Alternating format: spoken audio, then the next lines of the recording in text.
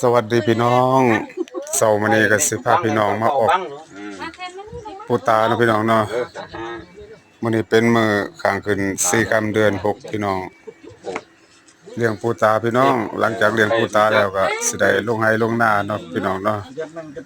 ไปคาดต่อไป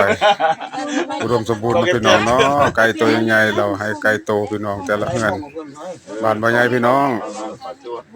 มาครบทุกหลังคาเฮือนเนาะพี่น้องเนาะนี่คุณยายพี่น้องคุณยายกำลังวางเลี้ยงปูตาอยู่ฝั่งข้างพี่เนาะพี่น้องเนาะ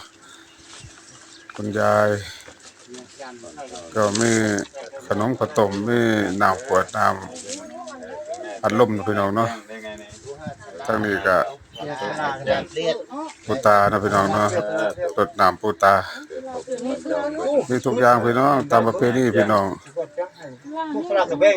วันนี้วันขึ้น4ค่ำเดือน6พี่น้องแค่นี้เด้อพี่น้องเด้อคลิปหน้าพอกันใหม่พี่น้องสวัสดีครับผม